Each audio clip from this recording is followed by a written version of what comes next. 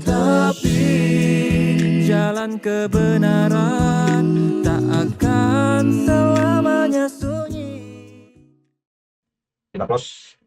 Nah, cara-cara yang baik ini itu adalah subjektif ya, sebab Allah tidak menyebutkan secara spesifik bagaimana caranya. Hanya saja Allah menyebutkan secara prinsip-prinsipnya saja. Namun karena Allah juga memerintahkan untuk bertanya kepada ahlinya tentang pengetahuan dan juga ar-Rahman atau kasih sayang dalam bentuk objektivitas, seperti dalam Quran Surat An-Nahl ayat 43 dan Quran Surat Al-Furqan ayat 59, yang bunyinya itu, dan kami tidak mengutus sebelum kamu, kecuali orang-orang lelaki yang kami beri wahyu kepada mereka, maka bertanyalah kepada orang yang mempunyai pengetahuan, jika kamu tidak mengetahui.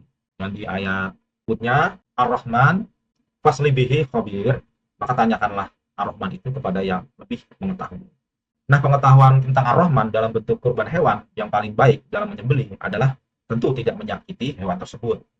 Oleh karena itu, alat untuk menyembelih haruslah tajam dan cara memotongnya haruslah cepat. Namun apakah benar seperti itu?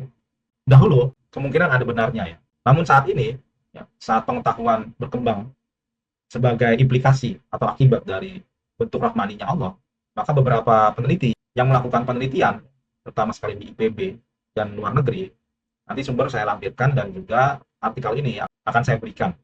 Jadi menurut beberapa penelitian, hewan saat akan disembelih itu memiliki tingkat stres yang cukup tinggi, dan ini berdampak pada kualitas daging. Ini saya akan bacakan jurnalnya ya. Jadi tingkat stres berdasarkan pengukuran fisiologis dan perilaku diantaranya, yang pertama stres tinggi. Itu ditandai dengan gelisah, air liur berlebihan, atau hipersalivasi, napas itu sangat cepat, dan detak jantung hewan kurban tersebut meningkat. Jadi pada kasus-kasus ekstrim, stres kronis itu bisa 24-48 jam sebelum disembelih, itu menyebabkan pH daging itu semakin tinggi. Itu lebih dari 5,8 sampai 6,0, sehingga menghasilkan daging DVD atau dark firm dry, gelap, keras, dan kering. Sehingga dengan demikian itu akan dapat menimbulkan banyak bakteri. Yang kedua, pengukuran kortisol. Jadi studi penelitian itu menunjukkan bahwa 89,7% sapi potong itu dapat mengalami stres berdasarkan tingkat kortisol selama proses penanganan di rumah potong. Yang ketiga, indikator fisik. Hewan yang stres itu seringkali menunjukkan perilaku agresif, mencoba melarikan diri, atau justru lemas atau pasif karena kelelahan, lapar, dan juga haus berkepanjangan. Dalam beberapa kasus itu ada hewan yang menggila ya. Jadi dia marah, lari ke sana kemari sampai apapun dia terjang. Ya, kita bisa carilah itu di YouTube atau di berita-berita yang lain ya. Karena sekarang teknologi internet kan semakin berkembang, itu mudah sekali untuk dicari. Yang keempat, menangis. Hewan ternak seperti sapi atau kambing itu mengeluarkan air mata, bukan karena dia itu emosi ya, melainkan respon terhadap iritasi atau stres psikologis. Jadi kelenjar lacrimal itu bekerja melindungi mata sang hewan. Beberapa faktor penyebab stres itu adalah pertama, itu transportasi. Jadi ketika dari kandang itu dipindahkan ke pekarangan masjid, itu suhu lingkungan itu berubah ya, sehingga kadang tidak sesuai. Dan juga saat dalam perjalanan itu cukup lama. Ini menghasilkan tingkat stres hewan kurban itu semakin tinggi. Yang kedua, penanganan atau handling. Jadi kadang panitia itu melakukan pengekangan terhadap hewan kurban itu secara kasar. Terus bising ya, berisik, dan juga perlakuan-perlakuan kasar yang lain ya saat menurunkan hewan kurban dari kendaraan. Yang ketiga, faktor lingkungan. Di perubahan lingkungan itu secara tiba-tiba dan dari penampungan atau kandang yang tadinya layak, kemudian dipindahkan ke pekarangan masjid yang tidak layak. Belum lagi ya, nanti saat disembelih ya, itu ditarik-tarik oleh panitia. Yang ini menimbulkan tingkat stres hewan kurban itu semakin tinggi. Dan dampak-dampak dari stres tersebut itu tentunya terhadap daging ya. Jadi daging akan mengalami DVD, dark frame dry. Jadi stres kronis sebelum disembelih itu menghabiskan glikogen otot, menyebabkan pH daging tinggi ya, sehingga daging itu menghitam, gelap ya, kering, keras, dan lain sebagainya. Yang kedua itu daging PSE, pale soft exudative. Akibat yang stres akut, tepatnya sebelum sembelih, itu menyebabkan daging mengalami kepucatan dan juga lembek dan berair. Dengan penelitian tersebut, perlu dikaji ulang apakah masih dapat dikatakan baik proses penanganan yang dilakukan oleh panitia kebanyakan kurban di Indonesia. Apakah juga dapat dikatakan dengan cara yang baik mereka, atau apakah hasil daripada kurban itu berakhir baik. Nah, itu perlu dikaji ulang. Hal ini pun berdampak kepada penerima manfaat daging kurban, sehingga daging menjadi tidak enak, tidak sehat, ya, tidak lagi fresh, daging terlihat lembek dan berair. Sebenarnya kualitas ini bisa dijaga ya, yaitu dengan memperhatikan hal-hal tersebut di atas dan juga cara penyembelihannya dengan menggunakan metode bius atau stunning, sehingga hewan tidak sadarkan diri, baru kemudian disembelih. Metode ini sekarang banyak sekali dipakai terutama di negara-negara maju dan berkembang. Bahkan komunitas Islam di luar negeri pun telah memakai metode tersebut. Dan jauh-jauh hari MUI nomor 12 tahun 2009 membolehkan juga metode stunning ini. Namun anehnya kenapa hari ini di Indonesia tidak ada yang memakai metode stunning? Apakah karena para penjagal nantinya akan kehilangan pekerjaan karena dapat dilakukan oleh siapapun? Atau bisa jadi karena dapat meminimalisir jumlah keterlibatan panitia kurban tentunya.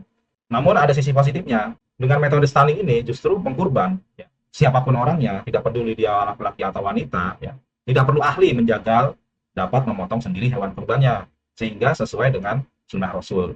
Begitu pula para penerima manfaat kurban. Penerima manfaat kurban akan mendapatkan daging yang enak, sehat, segar, sehingga senang karena dagingnya berkualitas. Ya, paling tidak penerima manfaat dapat daging yang mendekati daging sapi Kobe atau daging sapi Wagyu yang terlihat sangat mahal itu.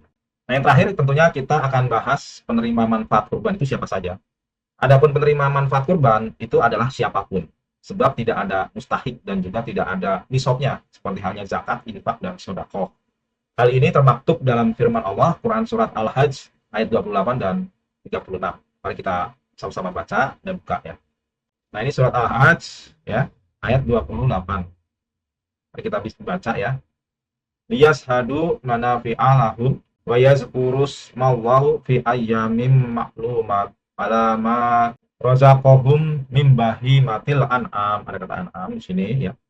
Fakulu minha wa at'imul ba'isal fakir. Kita terjemahkan agar mereka menyaksikan berbagai manfaat untuk mereka dan agar mereka menyebut nama Allah pada beberapa hari yang telah ditentukan atas rizki yang dia berikan kepada mereka berupa al-an'am.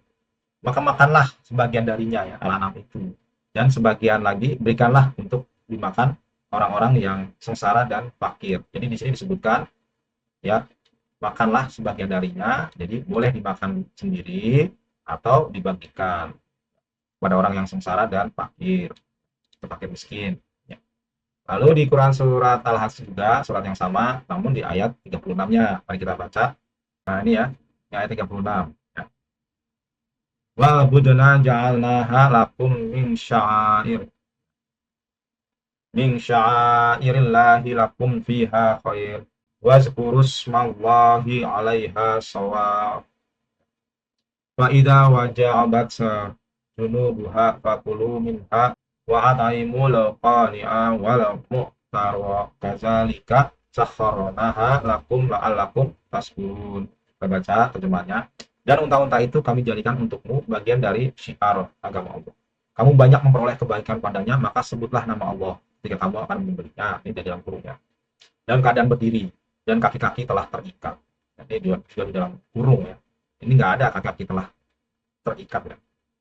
Kemudian apabila telah rubuh ya atau mati, maka makanlah sebagiannya dan berilah makan orang yang merasa cukup dengan apa yang ada padanya atau tidak meminta-minta, dan orang yang meminta-minta, demikianlah kami tunjukkan unta-unta itu untukmu agar kamu bersyukur.